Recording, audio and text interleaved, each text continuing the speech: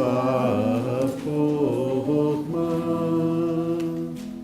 Limnot yameinu ken hodavanami levav kol Uhlmann. Teach us to treasure each day. Teach us to treasure each day, that we may open our hearts to your wisdom. Teach us to treasure each day. Treasure each day. Teach us to treasure each day. Treasure each day. Teach us to treasure each day. Teach us to treasure each day. Teach us to treasure each day, that we may open our hearts to your wisdom. Teach us to treasure each day.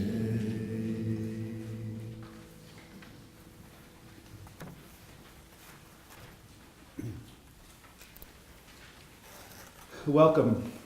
I am Rabbi Ed Staffman, and I welcome you to Congregation Beth Shalom as we come together today to remember and honor our beloved friend, Robert Uhlmann, and to offer comfort to all of us who are mourning his loss, especially his wife Sally and children Anya Holmes and husband Ryan, Lex, Sam, and Robert's grandchildren, Ryan and Hayden, as well. As we begin, some practical info. Please turn your cell phones off.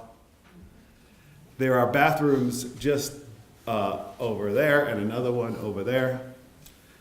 I apologize in advance for the tight quarters, but the number of you here are a testament to how much Robert was loved. One last piece of housekeeping. There are about 5 more seats up here. And for those of you who are way in the back, you may be better off if you'd like to get closer. And now's the time to do it.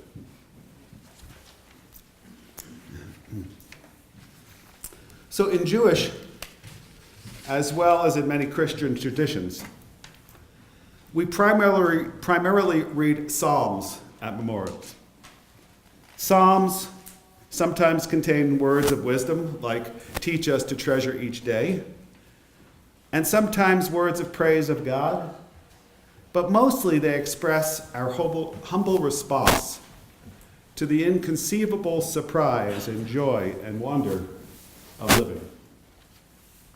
The words of praise are all we can offer in return for the mystery in which we live, gratitude for our presence during the constant unfolding of time. So in our gathering today, our cantor Amber Eichmann, as she has already done, will lead us in singing a couple of the traditional psalms. But we don't need to rely exclusively on ancient words of praise, because Robert's life was and is a psalm. A humble response to the inconceivable surprise, joy, and wonder of living.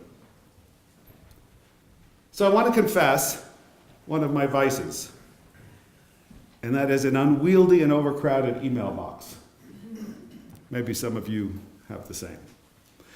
But in my case, it's partly because I could never bear to delete Robert's amazing emails, many of which I saw as modern psalms. There are dozens still in my inbox, and upon Robert's death, I went to revisit them. And I realized that many of them, like Psalms, were Robert's profuse praise of the miracles of our very existence, teaching us how his and our lives are part of the vastness of cosmic time. So in addition to a few ancient Psalms today, we'll include in today's service a couple of what I call Psalms of Robert, found in my email box, offering praise for the great mystery of life. And we'll also, of course, include some memories and also a few of Robert and Sally's favorite psalms. So we're going to begin with a Psalm of Robert from an email dated October 21st, 2016. Subject, the Wetumpka Astroblame, which begins with the first lines from a postcard from the volcano, a poem by Wallace Stevens. And you can follow along if you want, because I produced the whole thing for you, or at least I had to edit it down. It would have gone on for a long time. But I have produced pieces of it for you. Some of you may have received the same email. It begins, children picking up our bones will never know that these were once as quick as foxes on the hill. And Robert continues, this poem is cast in a different light while exploring the site of an asteroid crater formed 83 million years ago, now called the Wetumpka Astroblame. It was just in 1999 that it was confirmed to be the result of an ancient asteroid strike. Astroblame is a formal way of saying star wound, and appropriate for the meaning of the nearby town of Wetumpka, which is Creek for rumbling waters. Rumbling indeed. The meteor, some 3/4 mile in diameter, caused a huge tsunami and formed a crater from the underlying seabed which today is almost 5 miles wide and one of the few above-ground impact crater locations in the United States. It is part of the wonder of geology, of astrophysics, and by extension of philosophy, to explain our experience as well as the existence of the cosmos which surrounds us. From time to time, I enjoy going on field trips to search for sunken Manila galleons off the coast of Mexico, to explore public gardens such as the Kuchenhof, and in this case, to visit an ancient crater near Montgomery, Alabama. And Robert then describes in great detail the nature and history of this astroblame before connecting it at cosmic time to his own story. My grandfather's brother, Lionel, did not recognize the formation in the 1930s when he, falling in love with the loblolly and long-needle southern pines growing from the red sandy soil, brought timberland across the eastern ridge of the crater. It turned out that Uncle Lionel's timberland sprawled across the crater's eastern ridge. Talk about bragging rights. Some families on the East Coast claim that George Washington slept there, in their 200-year-old cottage. In this case, the land holds a far earlier event, 83 million years ago. And Robert then describes the geological field trip in which he and his cousins explored this astrobleme, as well as the evening of fun and laughter and food that followed. And then he goes on with these words of wonder and awe. It is something to consider the time involved. For 83 million years, the crater has existed, although it was only confirmed as an asteroid strike in the last 17 years. Decades before that, in the 1930s, when Uncle Lionel bought the timberland, he had no idea that the sandy hills underneath signified the existence of an asteroid strike. His daughter, Mary Lynn, remembers how Uncle Lionel loved to drive the family through the forest, absorbing the sound of the wind and the bird calls. Uncle Lionel has passed away, but his descendants continue to enjoy this beautiful place. I have to look at it from another perspective of time, as I have a clearer idea than most how limited our time is on Earth. While feeling great, I'm in the 5th year of going from one treatment to another, managing a stage 4 rare cancer. We all have lifespans less than 83 million years. Mine is less, much less. It makes me wonder at the luck, or the serendipity, that I am alive when the existence of the Wetumpka Astroblame was discovered. The crater will continue to exist long after I am gone, and quite possible after humans cease to exist on Earth. It will still be here 10 to 20 million years from now. Somehow, the joy of discovery and the joy of life exists within us all. We continue to try to find the reason for existence, and we continue to amend and change our beliefs as we discover new knowledge which accounts for actions or events in a more predictable manner.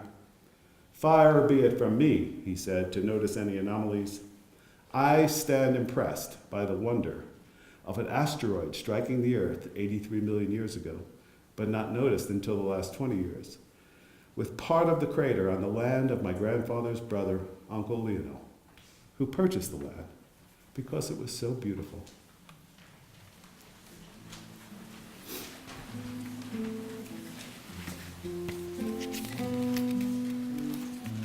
Page 4.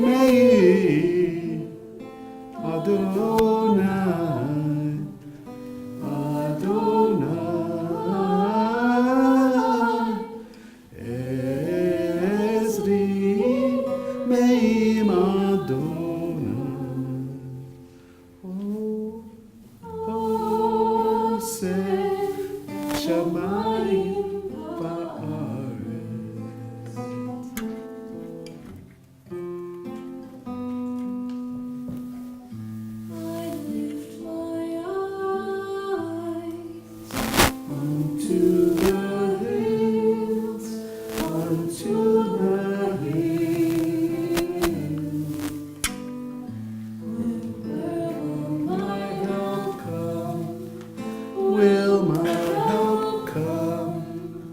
Will my help come?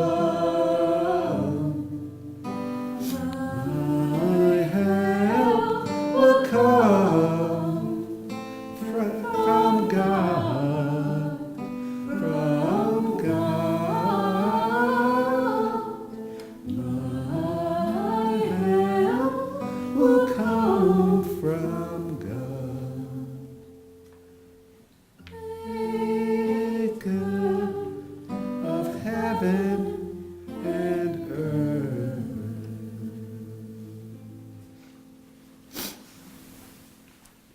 Please join me as we read together the words of Psalm 144 in the middle of page 4.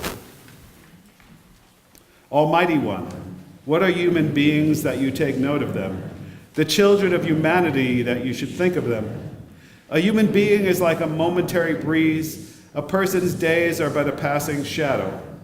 At dawn, life blossoms and renews itself. At dusk, it withers and dries up. You return a person unto dust. You say, return, O children of humanity. Would that we were wise, that we understood where we are going. From when we die, we carry nothing away. Our glory does not accompany us. Mark the wholehearted and behold the upright. They shall have peace, God. You redeem the soul of your servants, and none who trust in you shall be dissolute. In the biblical book of Job,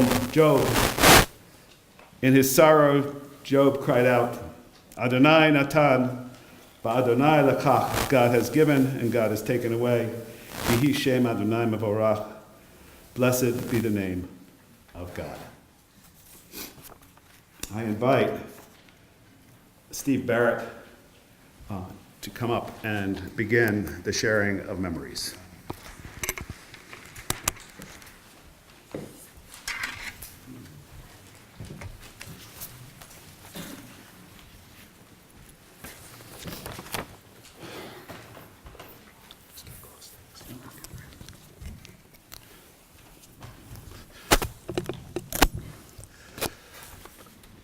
The last song that the Beatles recorded had only one line.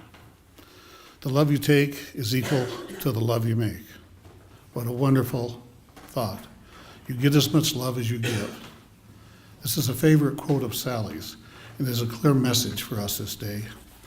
One only has to absorb the love and compassion in this room, and I've heard all the heartfelt messages and seen the hugs and witnessed the tears of so many over this last week to appreciate those words and appreciate the amount of love Robert gave to all of us and everyone else we encountered. So we are so lucky that we now get to give some of it back. So for each of us, there's a Robert that we know and love, but probably not the same one. We all know he was a kind, smart, and compassionate person, but he was also a little quirky. There was a strange Robert that would appear when least expected. He learned hundreds of jokes from his father and liked to drop them into conversations, sometimes when they actually fit. His favorite response to any request was, whatever is inconvenient. Robert came to Montana from the big city, Kansas City that is, with big city ways. I don't think he ever saw a place like Montana in his future. It took a while, but we at least partially converted him. He started skiing regularly and became a solid skier, and we really enjoyed our days on the mountain. He loved skiing with Tomas because Tomas was such a beautiful skier, and Robert would try to emulate him. That was not a challenge he had with my skiing. Quammen, Evans, others, and I played many rounds of golf with Robert and learned that playing golf with Robert was an adventure in time management. The fact that there were people behind us and that we needed to keep moving was lost on him if something popped into his mind that he wanted to explain. And be assured, that happened often. We got him started shooting sporting clays, and he, Rick Allen, and I had many a great afternoon at Doc Bradford's or Logan, talking tough and pretending we knew what we were doing. Learning to handle a gun and shoot was an out-of-body experience for Robert. and Rick and I did our best to keep that feeling in place. Bantering with each other was what it really was all about, what we kindly referred to as the taking and giving of crap. Robert's humanity, though, revealed itself in many places, many unexpected places. My mother had a musical background, much like Robert's, over which they bonded. The first time she visited, Robert took the time to research some of her old music. When we went to Uhlmann's for dinner that night, he played and shared some of her music that she had not heard since she wrote it in the 1940s. She loved it. And from that time on, I think my 90-year-old mother had a crush on Robert. Until she passed away at age 95, every time we talked, she would ask how Robert and Sally were doing. And she so much enjoyed seeing him on several future occasions. What a gift he gave her. Robert was diagnosed with a rare form of pancreatic cancer about 6 years ago. As usual, Robert did all the research and had a full understanding of the gravity of the situation, yet he did not waver. I am sure there are times when the enormity of the situation overwhelmed him, but he faced it with so much grace and calm. And Robert didn't like pain or discomfort. Well, I mean, who does? Yet while Robert would go to great lengths to avoid uncomfortable situations, he looked his cancer right in the eye and lived with it. He sent many of us explanatory notes on how he was feeling and his prognosis after various treatments. And while being fully realistic, he always saw a future. Gilda Radner was one of the original cast members of Saturday Night Live, and she died of ovarian cancer early in her life. She spoke to the untimeliness of it all. She said, "I wanted a perfect ending, but now I've learned the hard way that some poems don't rhyme, and some stories don't have a clear beginning, middle, and end. Life is about not knowing and having to change and taking the moment and making the best of it without knowing what's going to happen next. Delicious ambiguity." Robert and I often had lunch, and among many things, we always discussed his situation. We would talk about how he was feeling and where his head was, and most of the time, he said he felt fine mentally. But occasionally he had some doubts, and most of these centered on his feelings that he was letting his own family down. It's so very Robert. Robert was a kind and gentle man who walked the earth with a very light tread, causing little harm and showering us with much good. He greatly added to the sum total of human dignity in the world. Longfellow said, "When a great man dies, for years the light he leaves behind lies on the paths of men." We hope to follow that path. Robert was a great friend to Janice and to me, and we will miss him. Thank you, Robert.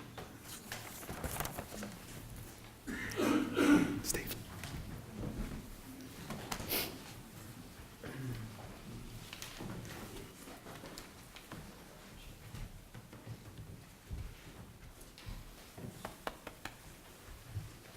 As Steve said, Robert was a light to the world, and I want to ask the family to now come up and light a candle to remind us of that light.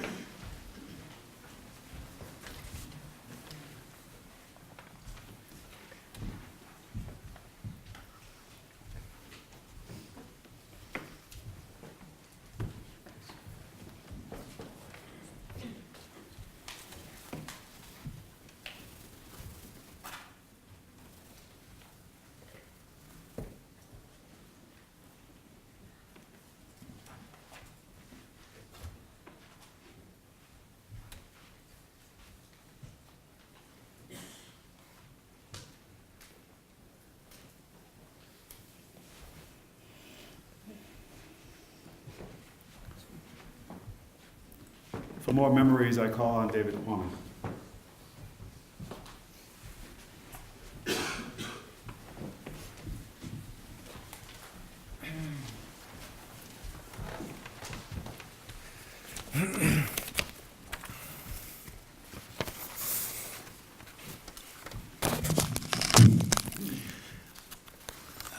Sally has asked me to touch on Robert's intellect and broad range of knowledge, and I'll try to do that, but it's hard to disentangle Robert's intellectual interests from his appreciation of beauty and his sense of fun.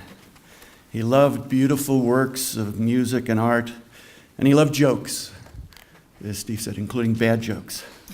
Those loves were interwoven with his love of ideas and history and language. The greatest blessing of friendship with Robert, for me and Betsy and not a few others, was sheer conversation. Robert had a great capacity for that. And I don't just mean he was a good talker. Call it a gift or call it a discipline. He was always eager to learn something by listening and asking. Dinners together were the foundation of friendship with the Uhlmanns. For Betsy and me, for so many of the rest of us, all those wonderful dinners, mostly at their house, so generously hosted and amazingly cooked by Sally, with Robert as her gracious co-host, churning the ice cream and stirring the conversation. He might talk about Henry Morton Stanley in Africa and the mission to rescue Emin Pasha, or about the nature of the illness that killed George Gershwin at the age of 38, or about the Wetumpka meteorite crater, as you've heard, the Wetumpka astrobleem. And you don't need me to tell you any more about that. I was sometimes gobsmacked by the breadth and depth of his knowledge and curiosity. One night, he called Betsy and me over to the computer in his office and said, "You got to see this." He showed us a music video online that was an elaborate song and dance number from a Bollywood adventure film. It was sung in Hindi, phonetically and ludicrously subtitled in English. Now, I'm not the one to judge whether it was politically correct or not. But if you want to have one final smile, courtesy of Robert, then go home today and Google "My loony bun is fine, Benny Lava." I'll give you a minute to write that down. "My loony bun is fine, Benny Lava." In winter, we skied together. In summer, we played golf. There's that famous quote about golf: "A good walk's spoiled." But it's not spoiled if the company is good. The good company with Robert might include Thomas Bittner, or Steve Barrett, or Bob Hathaway, or Pete McFadden, or Gene Gaines, or others. One time we played with Sam, also excellent company. Thomas remembers this. One of the things that distinguished Robert on a golf course was that he was always a gentleman. He might get frustrated, who didn't, but never an indelicate expletive passed his lips. Sometimes, as Steve said, we would be on the course and we'd stop, and Robert would launch into a complicated story or a joke. We would listen and be fascinated and marvel at his erudition, and then we'd say, "Hit the ball, Robert." Right after New Year's this year, Robert sent Betsy and me a link to a video he had made.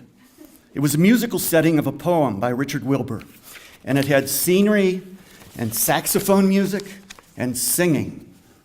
In the email he wrote, "And yes, that is me playing the alto sax." He was teaching himself. The Wilbur poem clearly meant something to Robert. It was titled Year's End.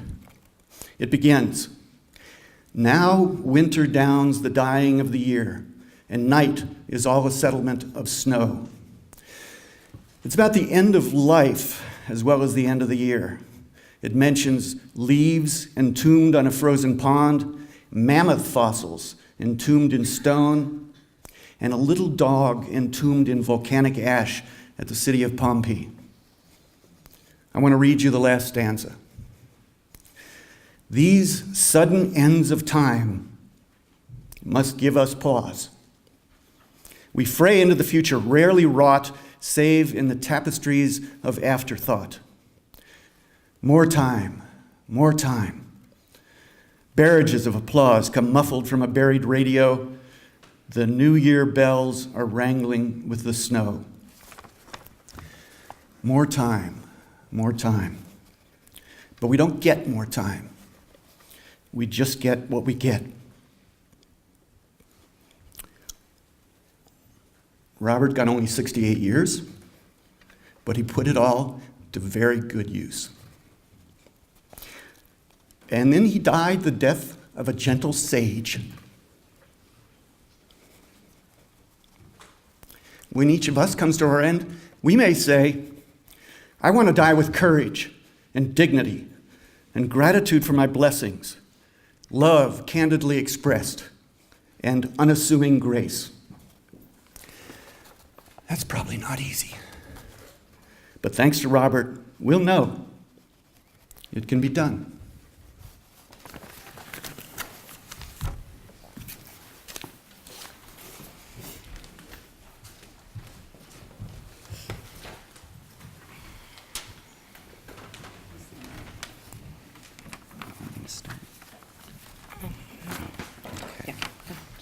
I didn't actually prepare anything, so bear with me, but many of you don't know that I met my dad when I was 10 years old on New Year's Day, 1984, when my mother had him over to our house. That night, I told my mom to marry him. She did it. My dad was always gracious. He accepted me as his from day one. And when I was 17 years old, he adopted me, something he didn't have to do, but he wanted to. My dad was a funny guy. One of my husband and my favorite stories is when I was pregnant with our first son.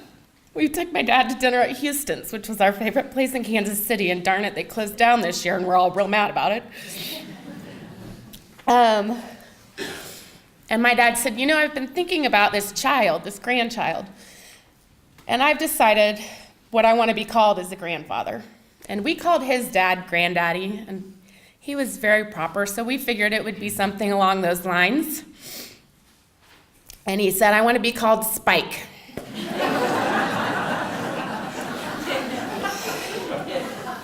And my husband and I just started laughing. We're like, you're kidding, right? He was like, no, I want to be Spike. And for 14 years, that's who he was, Spike. And everyone who knows him gets a real kick out of that, because it's just totally the opposite of what you would think. I learned young that mom and dad had a very special bond. And no matter what was going on, my mother and I just every now and then might not agree on things. And I would call Dad to say, can you believe Mom? And he would say, yep, you're wrong. It didn't matter. He didn't even want to hear it. Even recently, he said, are you and Mom made up? I said, yeah, we're fine. I said, but do you want to hear my side of the story? None of us were expecting this, but as my father liked to say, ready when you're not. Robert was many things to many people, so I'd like to speak a little bit about how he was to me as a father. He was, no contest, the best dad I've ever had. I have countless fond memories from my earliest childhood all the way through this past summer. We loved to spend time together, chasing trains in Kansas in the hopes of getting a flattened penny, supporting any hobby I ever had, skiing together, road trips to visit obscure roadside attractions. I'm very much a product of my parents. Music and food are two of my greatest passions. I grew up listening to my dad play the piano every day. I became a nature enthusiast after going to Camp Nebagaman, the same summer camp that my father went to in his youth. And my dad was an early adopter of personal home computers. Growing up with one in the house no doubt influenced my continuing love for all things digital. Though he will be greatly missed, my dad instilled his virtues into all of his children, and in that way, he will continue to live on. I ask that any of you who had your lives enriched by my dad go on to enrich the lives of others. That's the way he would have wanted it, and it's the best way that we can honor such a great, great man. Thank you.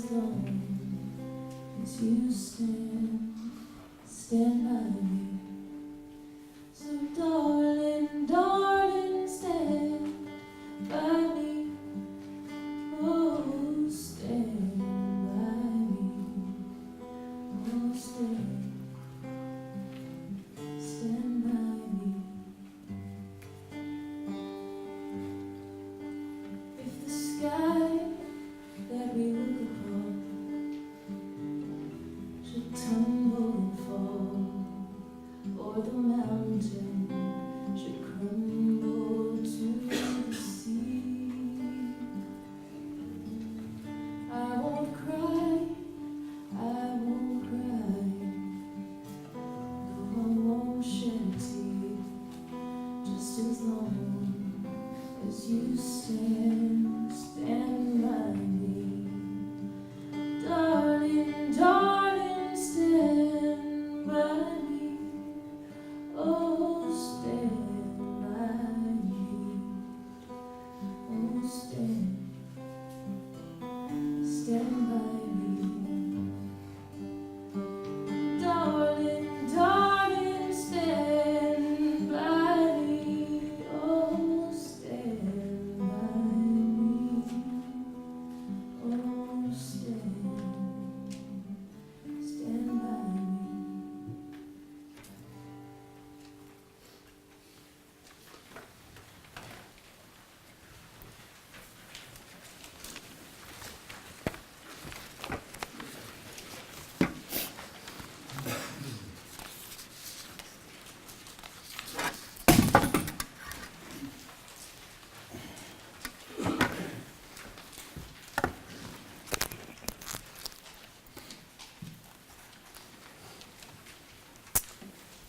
So Jews read and study the Torah, the 5 books of Moses, on an annual cycle. Each week is assigned another portion, some 52 portions in all, beginning with the story of creation and continuing sequentially, beginning all over again each year. Robert loved Torah study, which we do most every Saturday morning, always full of questions and profound observations. Yesterday, a candle and photo occupied his usual place at the table, and yet his presence was clearly both missed and felt. Our tradition teaches that each week's portion has an energy. So when a Torah portion comes around, its energy manifests in the universe, and if you're perceptive, you can detect it. One of the things I've noticed in my time as a rabbi is that there's often a profound connection between the time that people leave this earth plane and the Torah portion of that week. Robert left during the portion called Lech Lecha, which means go forth. And it refers to God telling Abraham, go forth from your family, from your home, from your country, from the place you know, and go to some unknown place that I will show you. And as you probably know, Abraham does so, and he becomes the founder of monotheism, and he's often called the pillar of the world. Now, some ask why God chose Abraham for this formidable task, and there are many opinions. Robert gravitated to the one that says, actually, it was the other way around. Abraham chose God. In other words, Abraham discovered what Einstein would articulate some 4,000 years later. I'll quote from Einstein. The most beautiful and deepest experience a man can have is the sense of the mysterious. It is the underlying principle of religion as well as all serious endeavor in art and science. To sense that behind anything that can be experienced, there is a something that our mind cannot grasp, and whose beauty and sublimity reaches us only indirectly and as a feeble reflection. This is religiousness. In this sense, says Einstein, I am religious. Only upon Abraham's realization of the mystery, his choosing God, if you like, did he hear this call, Lech Lecha, go forth. And it was Abraham's resulting decision to live his life within that paradigm that resulted in his greatness. The Psalm of Robert that I read earlier was an example of how Robert shared Abraham and Einstein's realization that he too heard that call and lived his life in this paradigm. He knew that behind the unimaginable span of time, behind the astromeme, behind the extended genealogies which he liked to work out and which he loved, behind the Torah, there is a mystery that connects it all. And most important, he knew that he too was part of that very same cosmic story. In many ways, Robert was a modern Abraham. He left his family and home in Kansas City to lech lecha to a new place and become a pillar there. He brought with him all his family history and values, and he lived his life in a way that exemplified those values. A few examples. Like Abraham, Robert exemplified what we call chesed, kindness and compassion. Lex reminded me how Robert would capture a spider in the house and carry it outside rather than kill it. Sam reminded me how Robert often gave to others while insisting on being anonymous, and I'm personally aware of many such gifts. Abraham and his wife Sarah were well known for their hospitality, and so, as we've already heard, are Robert and Sally. But it was an intense curiousness that led to Abraham's greatness, and to Robert's as well. It wasn't just that Robert wanted to intellectually understand everything, of course he did, but his curiousness was rooted in wanting to understand what interested others and meeting them there at that place. Like Abraham, I would consider Robert a great intellectual. While Abraham looked to the sky for divine inspiration and wisdom, Robert loved field trips, his library, and especially the internet. When I mentioned that I hit a dead end in trying to research my family genealogy, within a week I received dozens of emails from Robert, tracing my family back 4 generations, with details about the towns in Lithuania in which they lived, about the struggles that they faced, and much, much, much, much, much, much more. And when I told him he shouldn't have spent so much time on my family tree, he thanked me for helping him procrastinate. In accepting God's call to lech lecha, to go forth, Abraham not only gave up all he knew, his home, his country, his extended family, but he did it with courage and grace and gratitude, words that seem to be pervading all of these memories. And so did Robert. In my final conversation with Robert, just a few hours before he slipped into a coma, he displayed that courage and grace and gratitude, calmly telling me, "I'm going to die tonight." I asked him what he thinks will happen once he dies. And with amazing courage and grace, he said, "I think that God gives us this one life and it's all about making the most of it. I think I did that, and I'm thankful for the opportunity." As a rabbi, I immediately connected with this with the words of the great Rabbi Abraham Joshua Heschel, who said, quoting, "Only one response to life can maintain us: gratefulness for witnessing the wonder, for the gift of our unearned right to serve, to adore, and to fulfill. It is this gratefulness that makes the soul great." End quote. Robert confirmed my sense that you die like you live, either in praise of the miracle of life or not. Finally, Abraham had many struggles with what it meant to be a Jew in relationship with this mystery he called God. Like when he thought God wanted him to sacrifice his son, or where he had to argue vociferously with a God who was about to destroy all the people in the towns of Sodom and Gomorrah. These struggles with what it meant to be in relationship with the cosmos were integral to Abraham's identity. In one of Robert's goodbye letters that he wrote that afternoon to some Jewish friends, he said, and this quote is in your leaflet, "I have lived a life struggling to understand what being a Jew means in today's world. This struggle confirms I am Jewish." When I saw this, I smiled broadly, saying to myself, "Yes, Robert, you totally got it."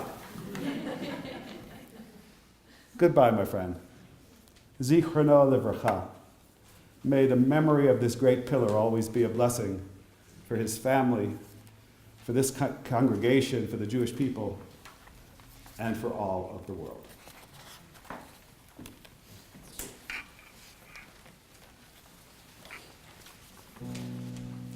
Page 6. Our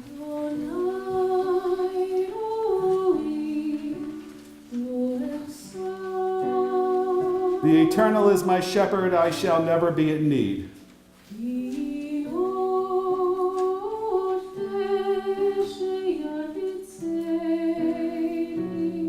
Amid the choicest grasses does God set me down.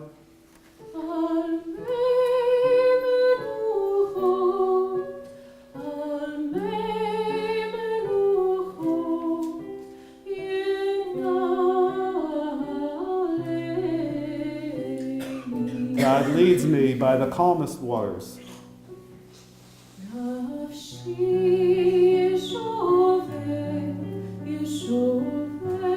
God restores my soul.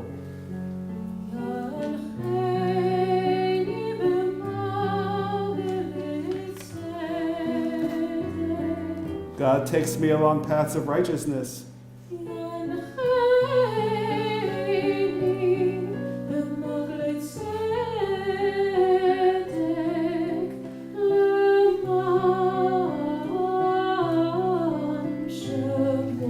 In keeping with the honor of God's name.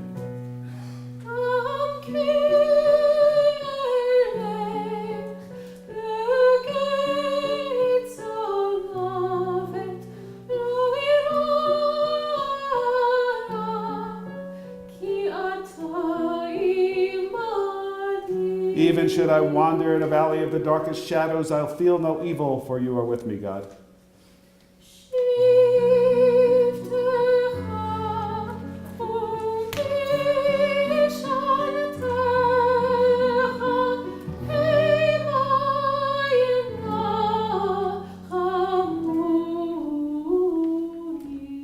Your power and support are there to comfort me.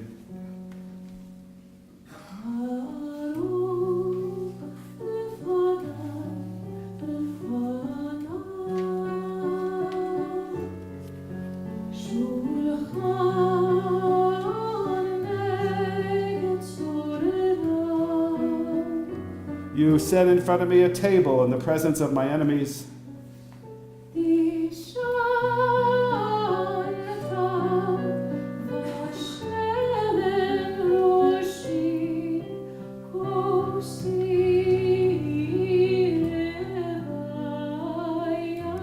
You anoint my head with oil, my cup is overflowing.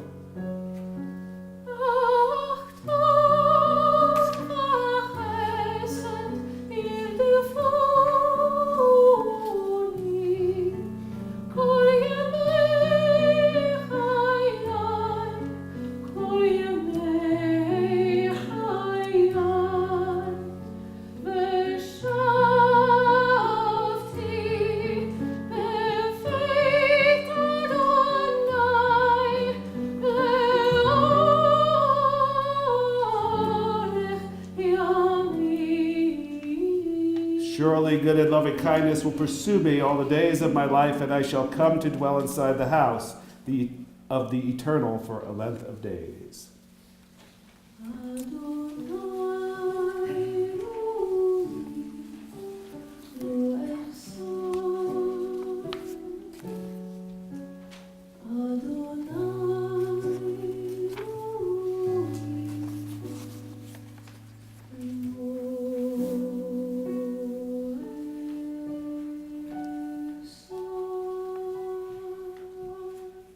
The Eternal is my shepherd, I shall never be in need.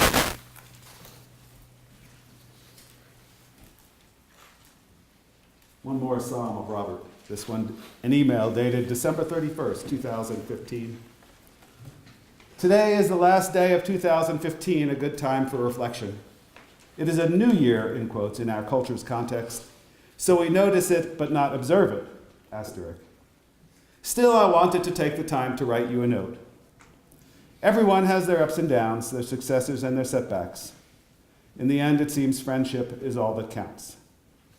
Thinking back over the last 12 months, I smile warmly over our conversations and having you as a friend. As midnight approaches, we will have the customary toasts, auld lang syne, silly shouts, corny phrases.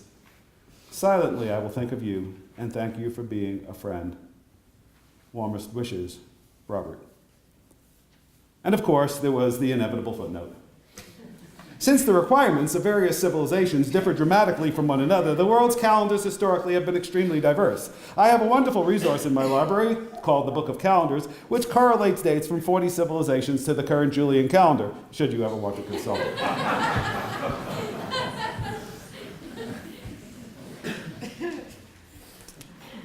One final memory, although there'll be more to come at the reception for family and friends to follow.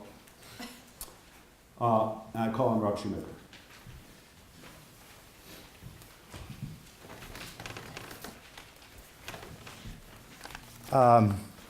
If any of you have had the pleasure of meeting my incredible mom or my wonderful wife, Chris, you'll know that it's a trait in our family that we marry way over our skis, and my sister did the same in marrying an incredible guy in Robert. I first had the pleasure of meeting Robert and his family in Kansas City shortly after they were married in '84. Robert's parents were incredible. They were generous, wonderful people. Helen Jane was from Montgomery, Alabama. She was eloquent with this beautiful Southern accent straight out of Gone with the Wind. And his dad, Pat, was a handsome, witty guy who was very successful, and he drove around Kansas City in a right-handed Rolls-Royce Phantom with a real life-size gorilla in the driver's seat as his chauffeur. Needless to say, they cut quite a swath, and the traits resonated with Robert and his siblings, Tricia and John, and the cousins by the dozens. One of the first trips when I was there was to the stately Uhlmann offices with Uhlmanns everywhere. It was a 2 or 3 story building in downtown with all these high rises. And what you knew right away about the Uhlmann family was everything. The values to give back, education, kindness, never taking yourself too seriously were the hallmark traits of that family, and one that Robert led through his whole life, in being so open, caring, loving, always seeing the good and never complaining. Robert was a handsome rascal. He looked younger than he was. He had this huge head of hair. I never knew if it was brown or gray. But, and he was so engaging and so easy to talk to because, as we all know, Robert really did know something about everything. But he never made you feel small or ignorant, or he engaged you, and he was always open to trying new things. Playing golf, skiing, trap shooting. He was just go for it. He goes, come on, let's try it. Let's do it. He had that great open attitude about talking, learning, and sharing ideas. We've all had these discussions, and I would take walks with him up at the Bohemian Club, up at the Grove in the Russian River, and it would go all over the place. From the Hun invasion, I thought there was only one. Apparently, as Robert informed me, there were several, from China to Germany to India. I guess that Attila was quite a rascal. To the 30-Year War. Robert informed me it really wasn't a war, but it was a series of wars. To the virtues of gallium arsenide wafers in technology today. He knew everything, and the time would go by so quickly. But his real passion were the arts. He played some 52 instruments. I never got to see more than about 27 of them. He was incredibly talented, and it's been mentioned here about the incredible events and the entertaining that Robert and Sally did at their house, with Sally cooking and Robert hitting the piano or putting on a cowboy hat and belting out a few cowboy ballads. He was fun-loving. He put you in a comfort zone and made you want to engage and get involved. Whenever Robert spoke, or I spoke to him, I always left feeling better. That's one thing I'll always remember about him. Gene DeVideo, who's here, shared taking him up to the Bohemian Club. If you don't know, this is a men's club that was founded in 1872. There's leaders from all over the world, musicians, artists, and Robert was right at home. You've got members from Mickey Hart to Bob Weir of the Grateful Dead to both President Bushes. And Robert just felt so comfortable there. He would come up, and there's 130 camps scattered. And we would go on tours, and to watch Robert in his element, being able to talk to everyone and anyone about anything was incredible. And if there was ever a lull in the conversation, Robert would look over, find a piano, and start playing it. And next thing you know, we're 12 men my age or older sitting there singing and having a blast and just hugging Robert as their new best friend. On the walks that we did up in the Redwoods, he always talked about his family. He always talked about his kids, Anya, Lex, and Sam. He loved you so much. He really wanted you to have the incredible life that he had. He was always so proud of you. You meant so much to him. He loved you fiercely. Robert was a fighter. He fought his battles hard until he couldn't outlast his final battle. He never complained, though. It is said that when someone makes you laugh, you add years to your life. If that's so, Robert has added so many years to my life. I will live forever. I want to thank everyone for being so kind to my sister. Your thoughtfulness is truly cherished and will never be forgotten by her or our family. In closing, Robert, I love you and I miss you very much.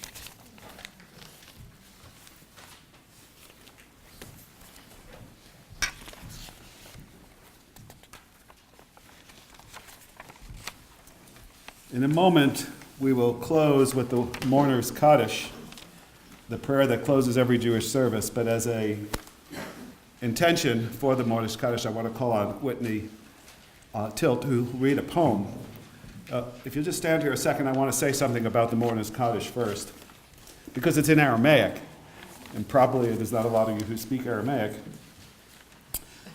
It's an odd thing that we would say this prayer called the Mourner's Kaddish at the end of every service throughout the entire year, because it never mentions death or dying.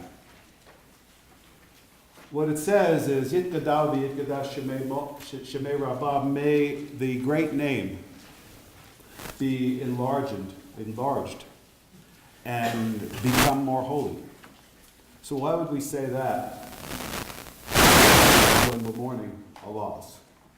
Most people think the idea is that Robert's name, the names of our loved ones, join that great name, thereby making it greater and more holy. We don't know exactly how that process works.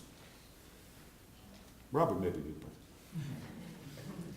but there's one other piece of the Mourner's Kaddish, and that says a line said, and then we say Amen, and another line, and we say Amen. It becomes like a dialogue, and it says one line from the prayer, and the rest of us say, we'll be there with you when we say Amen.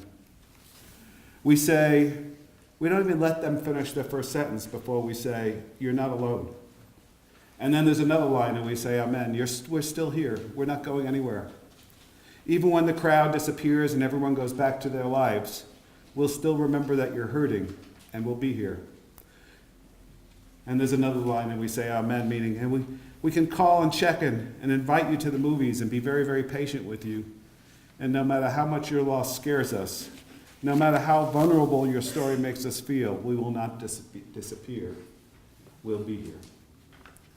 And so after the introduction to the Mourner's Kaddish, that's the intention I offer you as we say it together, the words you'll find, by the way, on page 8. But first, Whitney.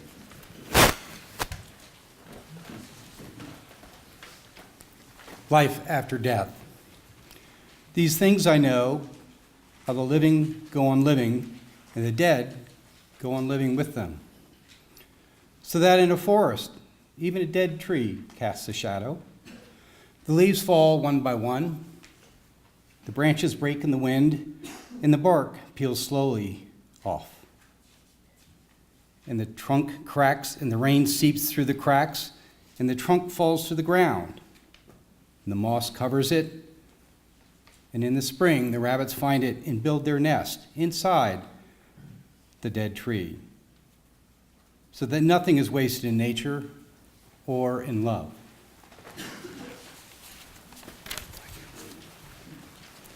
I ask those in the family, not just the immediate family, but the extended family, at this time, if you're able to stand. If that's hard for you, don't worry about it. Stay seated. And together, the words of the mourner's Kaddish on page 8. Yit Gadal v'yit Kadash Shemei Rabbah. Oh, let's try that again. Amen. Amen. B'yalma divarach urutei v'yamlich malchutei b'chayechon v'yimechon v'chayei dechol bet Yisrael b'galav bizman kariv v'imaru. Amen. Please all rise in support of our mourners.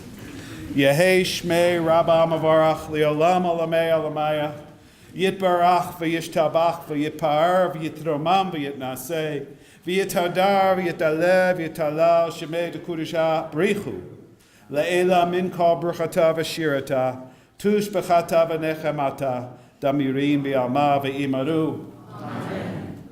Yehei shlama rabba min shemaya v'chayim alenu v'al kol Yisrael v'imaru.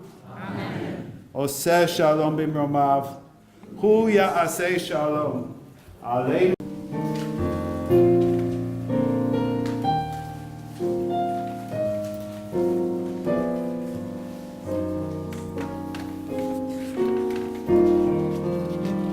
Follow the words on page 9.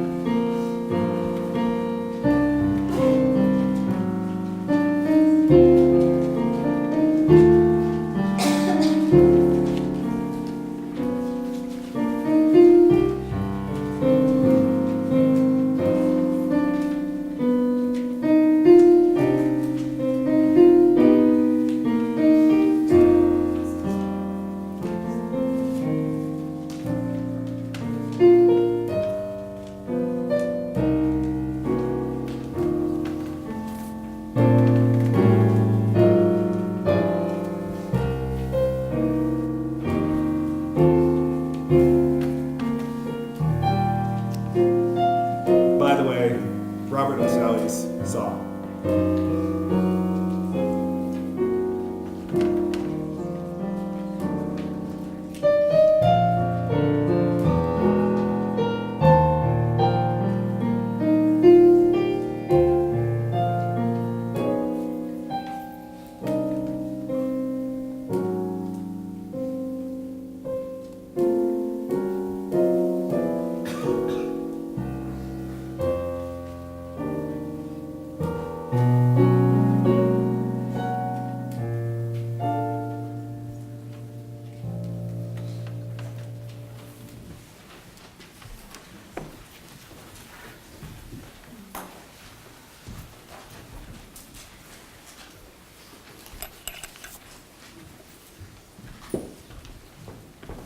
Thank you for being here. As I mentioned, the family and friends are invited to an afternoon reception at the Uhlmann home after the service. Yikradol Libracha, may Robert's memory always be for our blessing.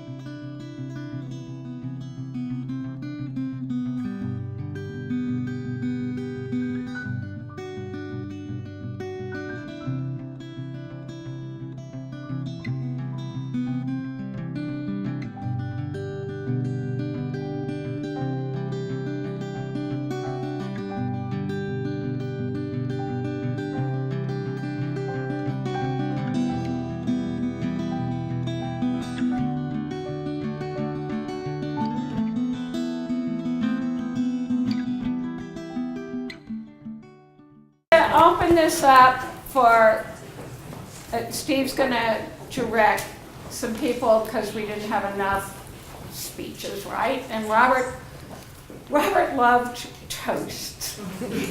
A couple of weeks ago, Robert and I flew to San Francisco because my wonderful brother and his wife were putting on a memorial service, a celebration of life for my dad, who died at the age of 95 right before Thanksgiving. And my mother invited all of her friends and people who lived on Monte Vista, that we lived in the same house forever, and all of Rob's friends that he had been with since kindergarten. And there were, I think, 35 people and 2 tables in the dining room or living room set up. And he cleared out the living room. And people started giving toasts. And it was kind of interesting how all of Rob's friends were like Mr. and Mrs. Schumacher. And Mom's friends, finally somebody stood up and said, I'm over 70, so I call them Bobby and John. And afterwards, when everybody was gone and Robert and I were together, he said, I love a party like that because there were so many toasts. And the toasts weren't people reminiscing about everybody being drunk at a fraternity party. They were real toasts. So please keep things short if you are so moved to want to stand on the table. Anyone who's been here for any event knows that we stand on the table. That's why it's solid, the way Robert was solid. Thank you all for coming. I know that Robert touched many of you in ways that you are grieving. I was rather shocked when I turned around and Fred Grubas was standing there, because Fred grew up with Robert, went to school with Robert, went to Europe with Robert, was with Robert just a month ago at his 50th anniversary in Kansas City. And everybody from Kansas City and Robert's side of the family, Robert told me he was a very humble man, but he wrote very detailed instructions for 2 funerals. And the Kansas City is going to be so much family because his had a very large family. So it was shocking that Fred is going to also be at both funerals. And we love you, Fred. Anyway, thank you all so much. And I also want to, I could talk forever, but I'm not. I just want to thank Rabbi Steph. That was, Ed, that was just everything Robert would want. All I did is direct the great material that you all provided. No, you were also a dear friend of Robert's. The first one we're going to ask to come up is Whitney. Now, he read a poem at the service, kind of a prayer.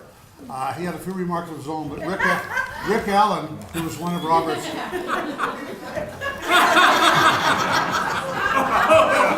you think you're Donald Trump? Oh, well. Lurking. Oh, am I on? You're on. Okay.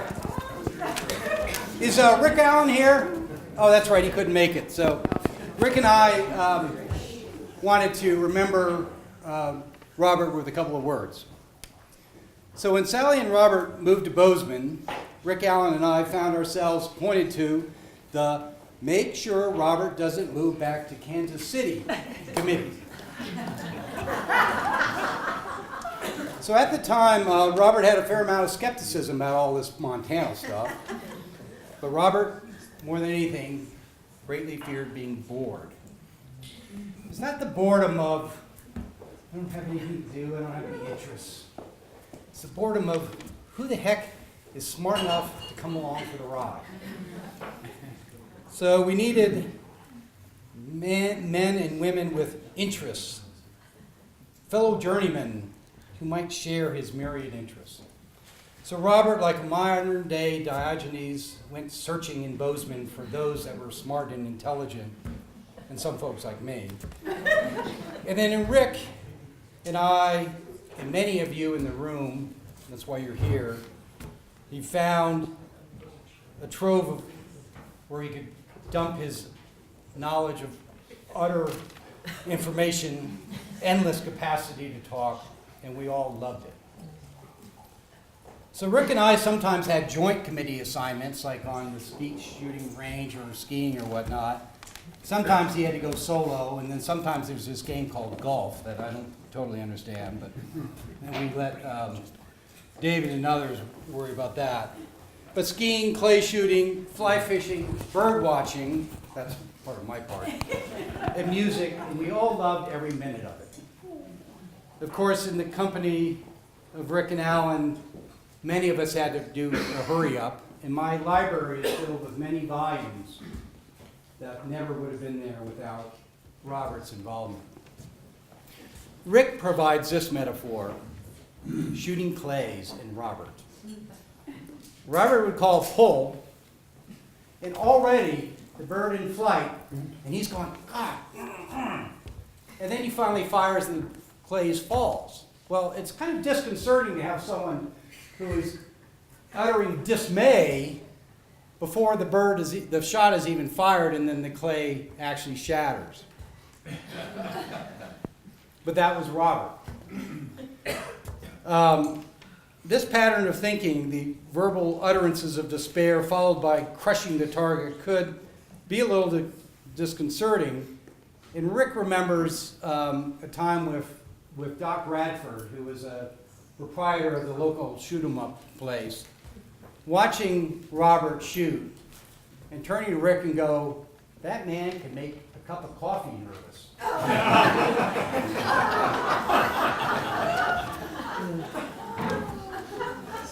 Of course, we also remember Rick, who was also a little bit of a newcomer to Montana, going through many of the same sorts of things. He would make sure his shells said whatever the brand name of the shell was, upright, and he's now a shooting maven, and I think Robert can take credit, at least in part, for that. So Robert, that abundance of nervous energy, had gumption. He threw himself into all manner of interests, many of them our interests, and proved that he was quite good at them. He threw himself into things like bird watching. I'm not sure in Kansas City, maybe they don't have birds, but out here he found Jayhawk. Maybe that's why. But success was always marked by that trademark smile that I think we can all picture in our minds right now. On learning he was profoundly ill, he discovered a new and higher level of personal strength. Where once Robert could feel somewhat timid, suddenly he was a tiger. Hardship without flinching, at least for us to see. He found a joie de vivre, is that right? Joy of living? French? Anybody know that? Some of us took Spanish. Nobody here. We know joy. Oh, you know joy? Okay. His courage, his continuing quest for knowledge, his embrace of joy, all was infectious. And in these past years has been a profound inspiration to Rick, myself, and I think all of us in this room. Robert and Rick shared a favorite song, She's Not There, by the Zombies. Now, that's the Zombies in the 60s, by the way, not the ones that are walking around today and the next couple of days. They loved that song, great music, absurd lyrics. What else could you ask for? When Rick learned of Robert's death, just like all of us, he felt an awful stab of loss. But Rick thought of their song. I listened to that song, favorite of mine as well, and I'm sure many of us. The refrain, eyes clear and bright, but she's not there. Well, Robert is here. Death does not mean Robert is gone. We mourn his absence. We celebrate his life. He will remain a part of us forever. God rest his sweet soul.